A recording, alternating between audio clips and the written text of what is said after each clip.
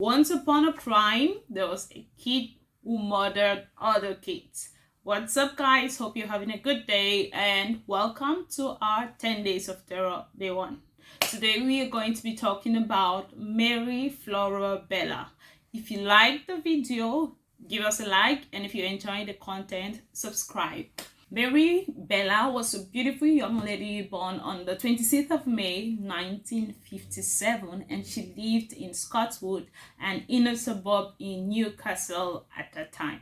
Scotswood had not really changed much after the war, and there were so many abandoned buildings around, and in the neighborhood, kids around the neighborhood often went to those buildings to play. And at this time, Mary lived with her mom and her stepfather, who had gotten married to her mom when she was just a baby. So her actual father was not really in the picture, and the Bell name, she gets it from her stepfather. There was also a lot of crime going on, drunkenness, petty crime, and a lot of prostitution. When Mary was born, it's reported her mom's first words were, "Take this thing away from me." She wanted nothing to do with Mary. She did not want to have a baby, and she was only 17 years old when she had Mary, and it shows to the amount of neglect that she's going to experience, because when she was just 2 years old, she had another brother from a mom who did not want to have a child at the beginning, and often her mom is always out of the house, and Mary ended up spending a lot of time with her stepfather or her aunts and uncles or her grandmother. So Mary did not really receive a lot of attention from her mom.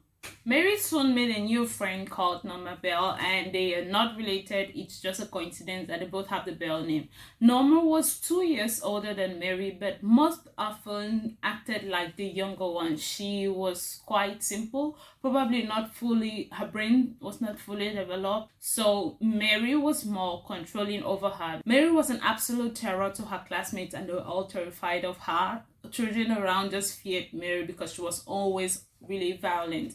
She had often choked students up when they made her angry, or should be putting out a cigarette on them and just say, "Oh, he was making me mad." So people and students were really scared of Mary. One Saturday, Mary and Norma were seen playing around with a 3-year-old boy, and soon after they told him they needed to go buy sweets, and so he went with them. And later on that day, at about afternoon, the child was found dazed out and just wandering in the street, and he was bleeding seriously.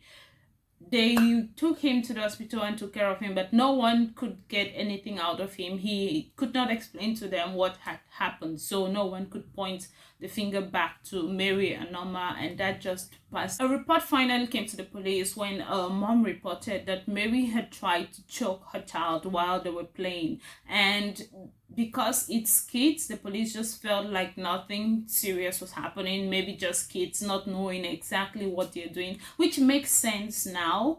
But no one knew who Mary was at that time, and she just choked her and probably did not know what she was doing, so that just went away. The reason why that report had no validity was because the student that happened to did not tell the police, did not tell her mom the full story.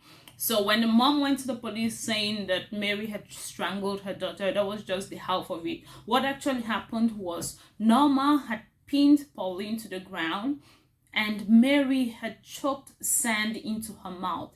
Soon after Norma saw what Mary was doing, she became terrified, and that's when she let the student go, and Pauline was able to come out of the grip of that terrifying situation. Imagine sand being choked down into your throat. She was absolutely going to die soon, but she survived that and just told her mom that Mary had strangled her because she was absolutely terrified of telling the truth and wondering what Mary would do to her after finding out that she told the truth.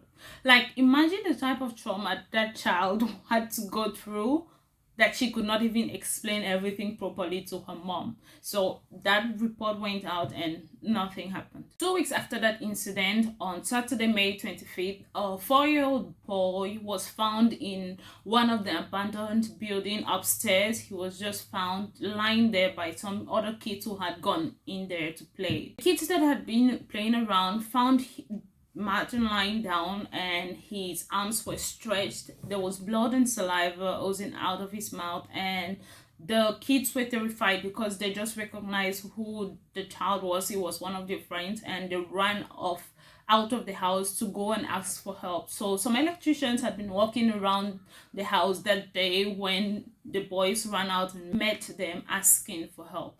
Rita was in her house when Mary knocked on the door and told her one of the kids in that house had an accident. Rita was Martin's aunt, and Mary came to call her that one of the kids has had an accident. She insisted it must not be one of her kids or her sister's kids, and she saw a neighbor waving over to her to come over because there was something wrong. And at this time, a crowd was already forming where the boy had been found, while the police and an ambulance was being called for. So Mary was pulling Rita to the scene as she had seen the neighbor wave to her. So Mary literally took the boy's mother to the crime scene. Okay, that's crazy. And when she arrived, she just pushed Mary aside when she saw the little hand of a child lying over there. There was a man holding him, and the man was actually crying because they had no idea what had happened and there was no signs of life. Ambulance took him to the hospital, but he was already dead by the time they had arrived. The police arrived at the scene and tried to find out what could have possibly happened.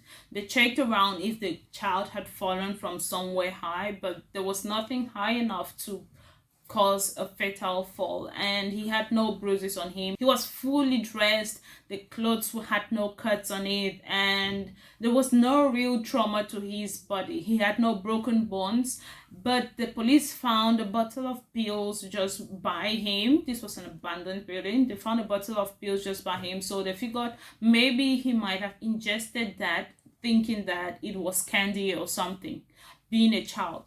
But the medical examination really didn't find any sign of poisoning. They found nothing on his body that could have caused a serious trauma. So the child's death was ruled an accident and no investigation got into that. Some sort of a logical explanation that they thought to give was because his mom, Joan, had told the police that her child was afraid of heights, so there's no way that he would have gone upstairs on his own because he's terrified of heights. So they figured that maybe he might have gone upstairs and realized how high he was and was terrified to come back and suffered a shock and just died of shock, feeling that he's going to be trapped there alone forever. So the Friday after Martin died, Mary and Norma went back to Martin's aunt's house, and they told her they wanted to go and play with her own kids. So she figured that these are kids being nice, and since they want to help, she just said okay, but they should make sure he does not get dirty. After that, she let them have him, and they kept coming back, but she realized that every time they came back, they always wanted to check on her first, because they'll ask her questions like, do you miss Martin?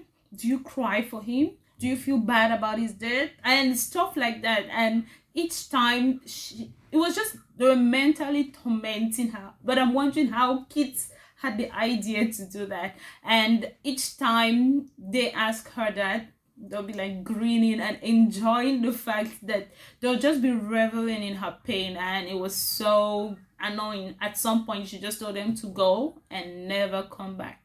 She honestly felt like they are kids and have no idea how painful death is. That is why they were just being curious and asked her those innocent questions. The next Monday, a school had just been vandalized and it was just damaged. They had damaged things around, but there were also writings. Like the first writing it looked childish. It looked like a child had written them, and it was just scribbled on the wall. The writing read, "I murdered so I might come back." And the next one read, "We murder, we would come back, watch out." And the third one said, we did murder Martin Brown, F off you bastard." Those were what Those were the words from a kid. The police just felt like some kids were going through the loss and they just did not know how to handle it, and kids decided to write all of that on the wall, and so they did nothing serious about it. That same morning, Mary was in class and they had given them an assignment, which was a regular thing that the school would ask the kids to write about an event that recently happened. So Mary's response to that was she had talked about what happens the day Martin died. She just wrote that people were gathering around and wrote everything that happened the day. But she had actually drawn a picture of exactly what had happened. She had drawn a scene like she had been there alone. So she drew Martin being held by some guy with a helmet. Like she drew the scene like she had been there, and that will be important later on. Just 4 days after Martin had died, Mary went this time to Martin's mom's house, and she said she wanted to see Martin. So the mom, thinking, hey, this is a kid, she does not understand that the child just died. So she says, hey, Martin is dead, so you really can't see him and play with him. And Mary's response was like, oh, I know, I want to see him in his coffin. And with that really nice grin on her cheek. His mom just slammed the door on her and left. The next Friday that same week, Mary and Norma were caught playing at the school that had been broken into. And that's when the police realized they broke into it the same way the previous break-in happened. So they figured out that it was Mary and Norma who had broken into the building that day, because they came there, the alarm went off, and they came and saw them playing at the playground there. So they took them, just questioned them, and sent them back to their parents. They were to return when the case would be heard at a juvenile court for breaking. Rita Finley had a young son called John, and his best friend is Brian, who is a 3-year-old boy, Brian Hall.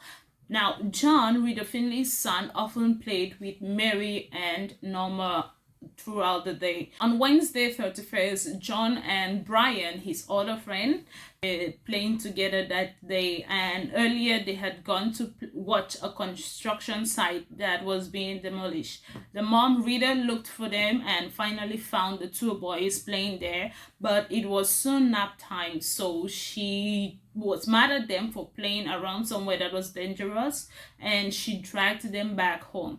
When they arrived at her house, she gave John and Brian a biscuit each, and she sent Brian home to his house while she gave John his lunch and put him to bed to take a nap.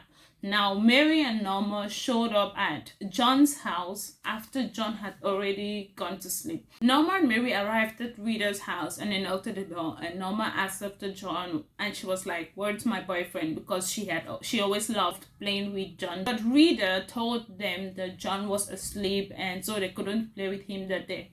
Fortunately for her, she will soon realize that she literally just saved her son's life by putting him to sleep.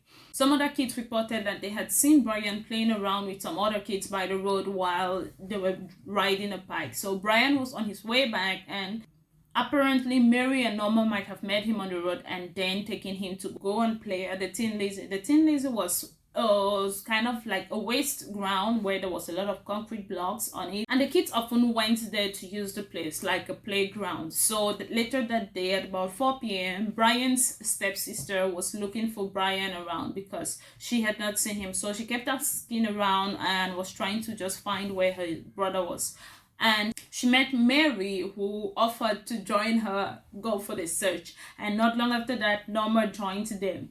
So it's Mary, Norma, and Brian's sister going to look for Brian. And when they went over a railroad where they can see Tin Lazy, and Mary tried to say maybe Brian was there, but Norma said Brian would never play there. Obviously, they often play together, and Brian's sister agreed that Brian would never go to play there. Norma had to go home because it was getting late, and soon after, Mary's father called her for dinner. That was about 7 p.m. and so Brian's sister was now alone searching for Brian, and everyone began to get worried because it was getting really late and they had not found Brian. So everyone went out to go and find Brian. At about 11 p.m., they did find Brian at Tin Lizzie lying between two concrete blocks. It had been difficult for the girls to find Brian's body earlier because some grass had been placed over him to try and hide his body, and Brian's face had been scratched. There were scratches all over his face. There was some blood coming out from his mouth, and there were compression marks on his nose, like it had been shot. There was also a pair of scissors lying next to Brian, and part of the scissors was broken and the other one was bent. And Brian's lips had already turned blue, showing that he must have been dead for hours. During the autopsy, it was found out that Brian had sustained some puncture wounds to his thigh, and they had been really superficial, showing that it might have been done by another child because just little strength was exerted. And also his nose, it must have been shut. His nose might have been shut, closed, and it was also done with such little pressure, showing that it might have been done by another child. He also realized that he might have died between 3:30 and 4:30 that day. It was later concluded that another child must have been responsible for Brian's murder, but who and why was what they were going to find out. And because of some similarities that were found between Brian's murder and Martin's, the doctor decided to open that investigation again. Let's talk about Mary's mom, Betty, for a little while. Betty was just 5 years old when she started to refuse food, and her family did everything that they could, but she still won't eat food. So what she wanted was for them to hide her food at a little corner, and she's going to sit down and eat her food there, like without anyone watching her. Soon she grew out of that and will only try to eat when the family pretended not to see her eat. And then she grew from that to wanting to steal her food before she can eat. So she'll pretend to steal the food and then should want to eat it at the time. And then she grew from that to beginning to steal from family members, and soon went to shoplifting. She was very beautiful, long black hair and big blue eyes, and she was tall and had a slim figure, and she had actually won some beauty pageants when she was younger. When she was about 15 years old, she fell in love with a boy who is going to be Mary's father, because Mary's father was not really in the picture, and she gave birth to Mary when she was 17. After having Mary, she met and married this Mr. Bell guy and was pregnant again for their child when Mary was just 1 year old. And that's when she would drive Mary around, drop her off at different relatives' houses, just so she can have some of her alone time and be free. And not long after that, she began to abandon Mary and her younger brother with her stepfather and just go out on her own for days, and even not telling them that she cannot handle having two kids. And that's when she began to prostitute herself for the attention and for the money. So that was just most of what Mary had to go through as a younger child. And at some point, she had actually swallowed some of her mother's pills, and when she was really young, and she was fortunate because it got pumped out of her. While younger, Mary had spent a lot of time with her Aunt Kat and Uncle Jack, but they had noticed that Mary did not really want affection being shown to her. So Mary, if you try to hug her, she'll just shun you away, trying to show a little child affection. She did not want anything to do with all of that. Her Aunt Kat had actually wanted to adopt Mary for a long time. She had tried to adopt Mary a lot of times, but Betty would always come back and say no, she's not ready to give up her child, and would take Mary from them. And soon after like 2 weeks, she will come and drop Mary off again with them, and just for them to look after Mary and go off again. So that has just been on and off, and it was just always drama with Betty, but she never really wanted to give up Mary to Kat, who might have shown her a lot of love and affection. One day, Kat had actually come over to check on Mary and her younger brother when she found Mary and her brother eating some pills, some blue pills, which were antidepressant. Kat and Jack induced vomiting in the kids and actually took them to the hospital where they were checked, and later on said they were okay and brought them back. And when she asked Betty about the situation, all she said was, oh, the kids might have taken it from her purse or something. That was really weird. Betty had once brought Mary to visit her grandmother, and there she stayed there for a while, but her brother Philip had actually seen Betty trying to throw Mary over the window. This was when she was like 3 years old, but he managed to run and catch Mary by the ankle before she was dropped.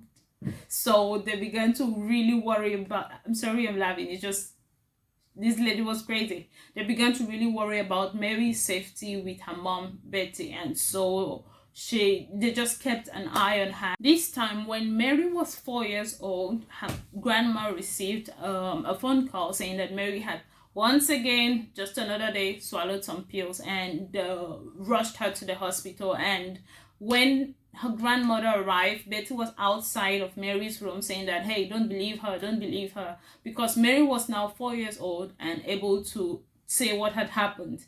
And that's when Mary was just telling her mom gave her the candy, that her mom had given her the candy. So apparently Betty had given Mary the pills. Okay, when it happens once, it's a mistake. Twice, okay, bad coincidence. 3 times now, 4 times, it's obvious that something was wrong. And it's just crazy how someone is ready to kill to not have a kid, and other people are actually ready to kill to have a kid. It's just so. When she was growing up as a student, teachers found her really smart, but also very cunning, and she also loved a lot of attention. And that was why, if she does not get the attention from being good, she turned to being really evil. She would pinch, kick, and just hurt the other kids, and she would also be mad when the kids don't feel like playing with her. So back to after Brian had been murdered. So when this happened, everyone was terrified, because parents are wondering how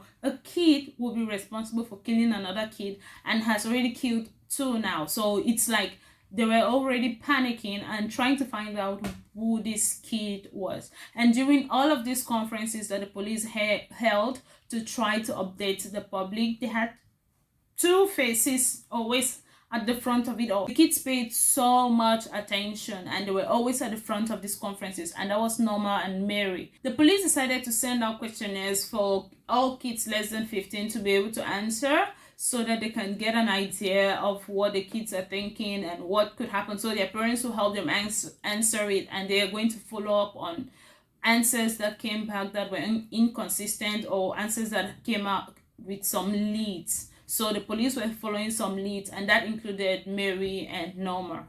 When the police arrived at Norma's house, her house seemed warm and everyone was welcoming, and they let them talk to Norma. And what they got out of it, she was not particularly straightforward, and she just avoided as many questions as she could.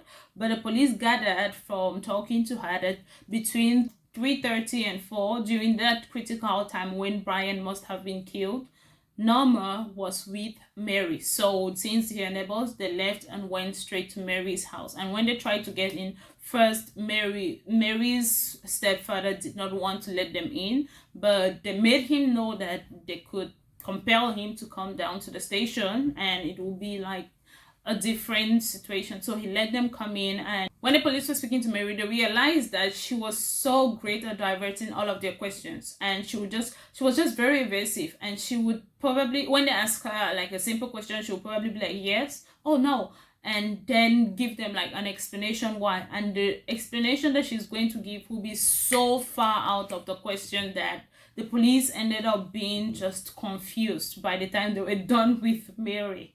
And so the next day, the police had to go back to her house to try and get more information, because acting like that means that she had probably seen something happen and she's too scared to talk about it, or she knows something that happened. So when they went back the second time, Mary actually told the police that she had seen Brian playing with one boy, and she actually named the boy. So the police kept asking her more questions about it. What did she see? She said she had seen the boy hit Brian on the head and on the neck, and she had actually seen the boy playing with a scissors that day, and the scissors looked like it was bent, and she explained to the police how bent the scissors was. So that was just a teller, because the police had never sent a photo of the scissors that they found at the crime scene. Given that the police had left that information out of the public, they knew that Mary must know something more. And this is when they took the information and went back to Norma and told her they pretty much knew everything. They knew she was involved. And Norma began to cry. She cried and told them the entire story of what happened that day. Norma told the police that Mary had taken her out to the Tin Lizzie, where she saw Brian hide under the grass, and Mary told her, "I squeezed his neck and pushed up his lungs. That's how you kill them. Now keep your nose dry and don't tell anyone." So she was basically telling Norma how to kill someone. So the police decided to take Norma to show them where Mary had taken her to find Brian. So she took them to the exact place where they had found Brian. Police asked her to describe how Brian looked, and she did it perfectly. So the police knew she was telling the truth, because Norma was not there the day that they found at 11 p.m. when they had found Brian dead. So the police went to Mary's house and woke her up to take her for a formal investigation and inquiry into that. And there was a child psychologist present when Mary was being interrogated, but she was so calm and cool when the police took her out of her house. And during the interrogation, Mary absolutely denied having anything to do with the murder. Mary felt like she was winning for a long time, and later on the police told her someone had seen her committing the murder, and that's when she got really pissed, stood up and said she wants to go home. And the police told her she could not go home, and she said she's going to get a solicitor. At that time, you would imagine, to get her out of this. Like, she was so confident for an 11-year-old, and she was, wow. So police are pissed about how she's behaving, but they just stayed and just asked her to tell them the truth. And then she decided to change her story, but she pointed the finger at Norma, and now the police knew Mary and Norma must have been involved in this.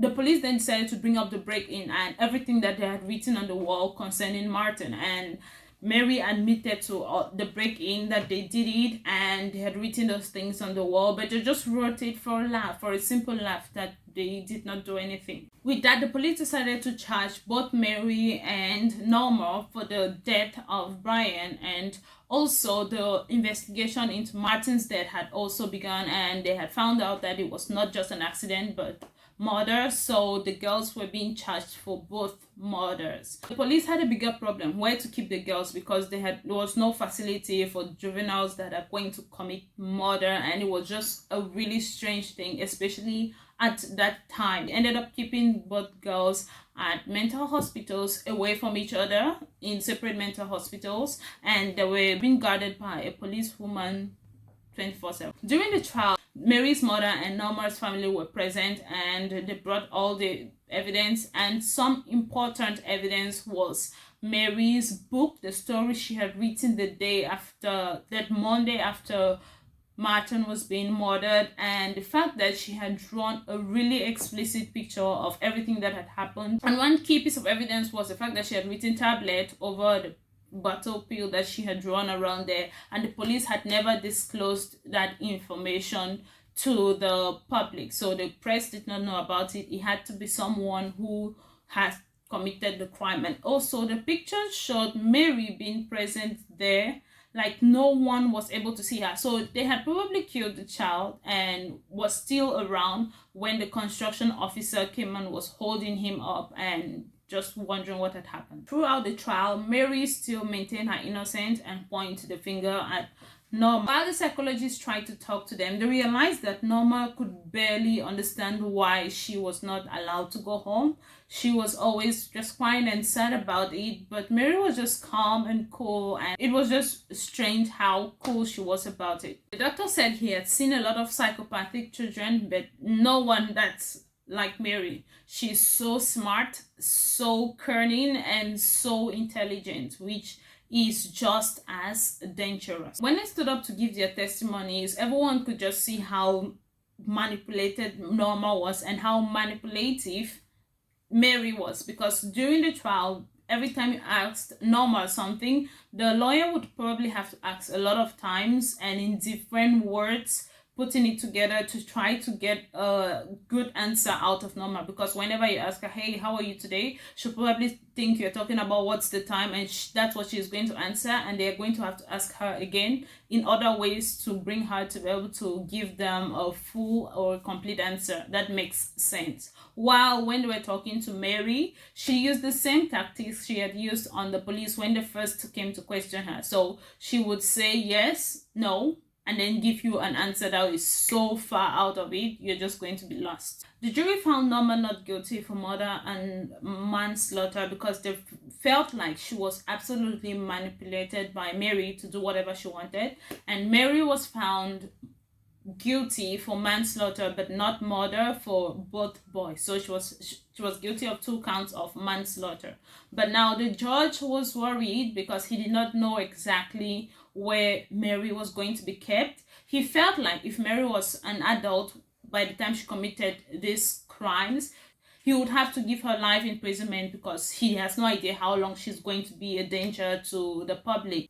Now that she's a minor, they cannot determine how long she's going to be a danger to the society. So in that case, Mary was sent to a mental hospital where it's also like a prison, and she was taken care of there. Mary ended up spending 12 years in prison, and at the age of 23 she was let go because they felt like she's no longer a danger to the society.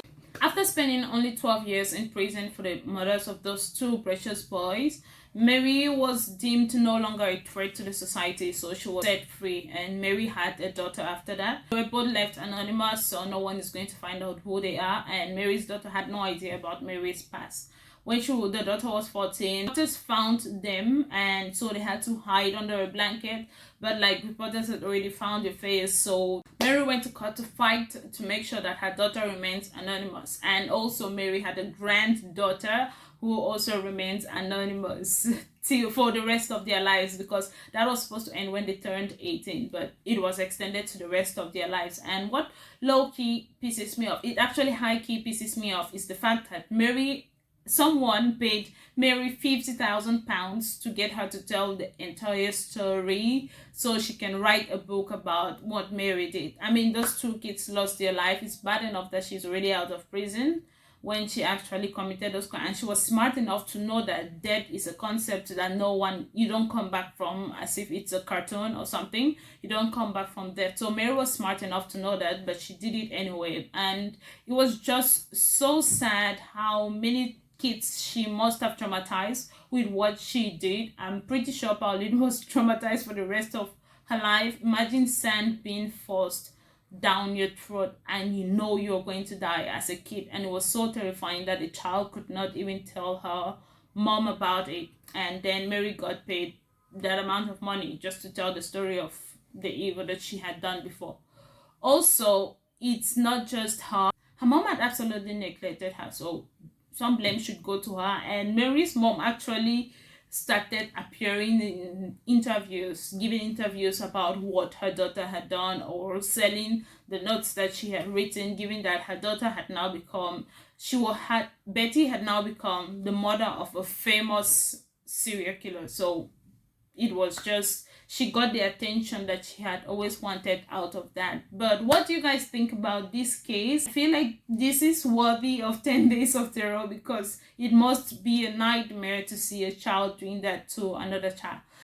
That was it for me today, guys. Let me know what cases you'd like to see during these 10 days of terror in the comments, and always remember to do the right thing. See you tomorrow with another case just like this. Goodbye.